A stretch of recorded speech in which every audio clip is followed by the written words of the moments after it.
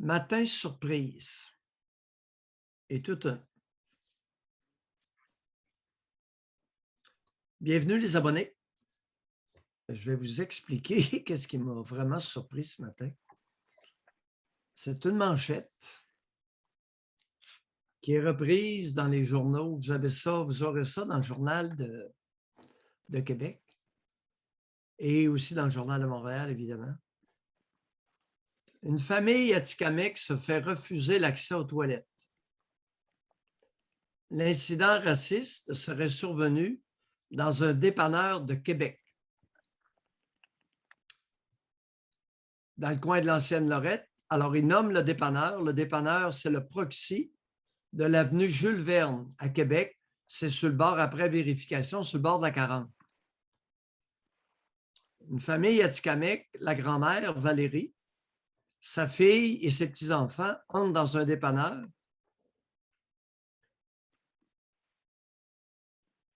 Et se rendent à la caisse par la suite et se font vraiment insulter par l'employé. OK. Avec une employée qui lui aurait dit, t'as-tu vu ma face? Elle est blanche. Les toilettes ne sont pas pour tout le monde. Je ne sais pas ce que vous faites dans mon pays. Les toilettes, ce n'est pas pour tout le monde. Moi, à l'heure du souper, il n'y a pas de bonbons. Une employée de dépanneur sur le bord de la 40. Alors, l'employeur s'est empressé à congédier l'employé en question. Maintenant, est-ce qu'on a sa version? Si jamais il y a quelqu'un qui peut nous mettre en contact avec elle, j'aimerais avoir sa version.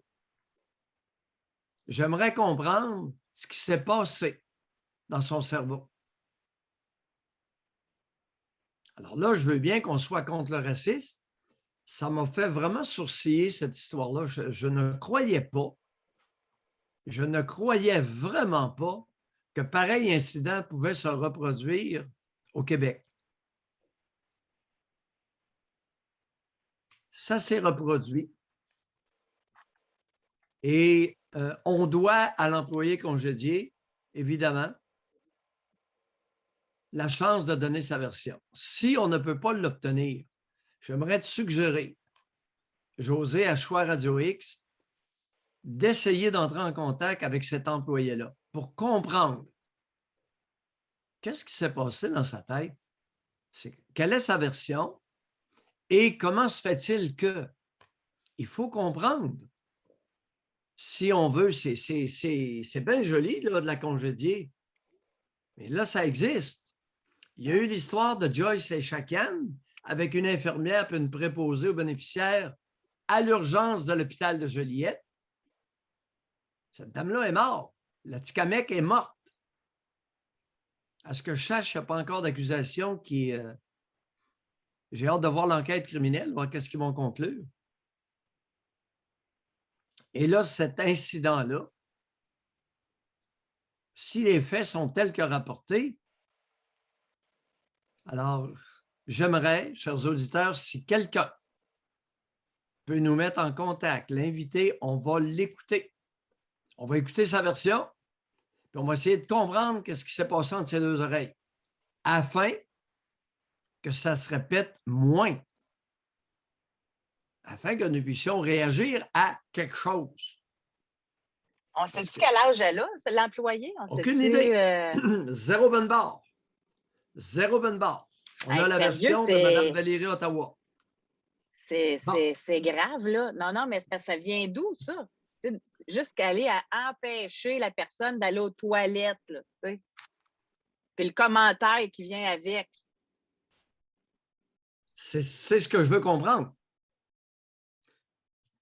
Parlant de compréhension, un peu difficile à comprendre le commentaire ce matin d'une autre femme, Denise Bombardier, dans sa chronique de la journée. Je cite Denise. L'ancienne politique des gouvernements successifs Une politique qui a dépouillé ces tribus de leur dignité, qui les a maintenus dans une folklorisation humiliante et les a enfoncés dans la victimisation, a fait long feu. Dépouiller ces tribus de leur dignité. On est en 2021. Denise est l'écrivaine la plus lettrée de la province de Québec, avec Mathieu Bock-Côté. Elle utilise le mot tribu.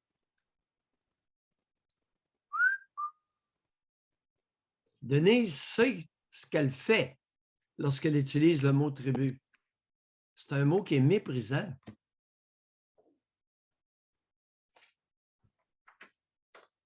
Je continue. Je suis un peu tanné d'entendre, de lire Joseph Facal nous parler des Autochtones. Tidjo Facal a une culture uruguayenne.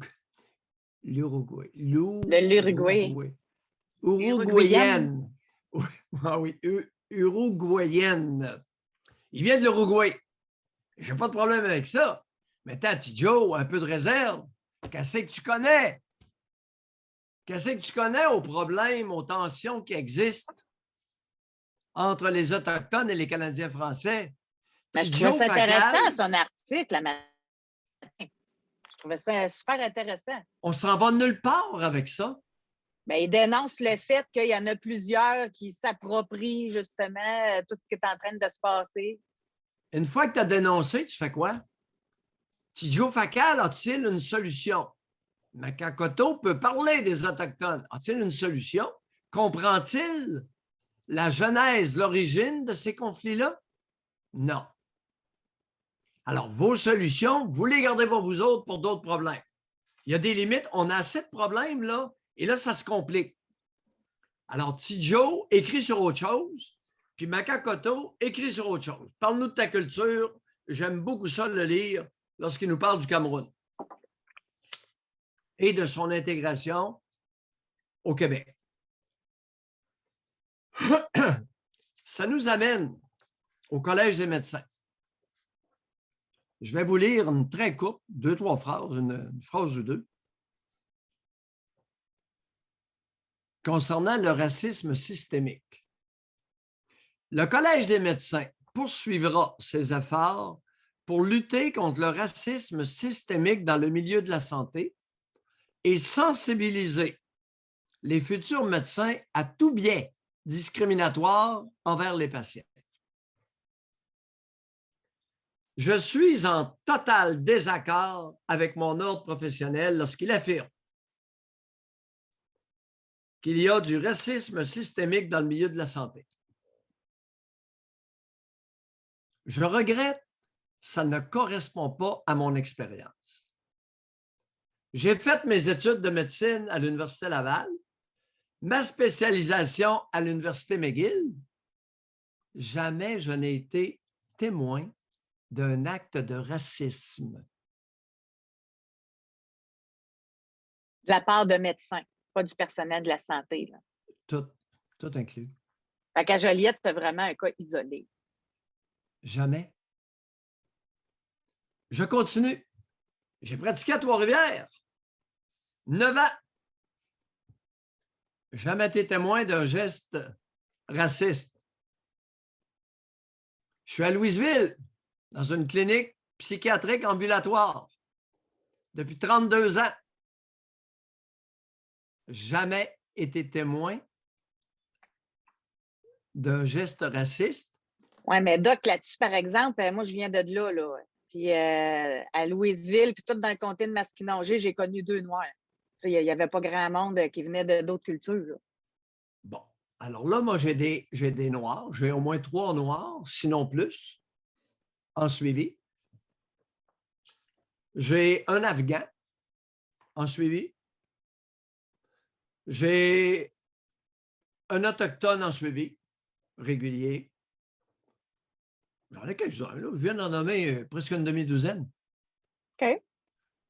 La préposée à l'accueil de notre CLSC est une noire, est une femme noire,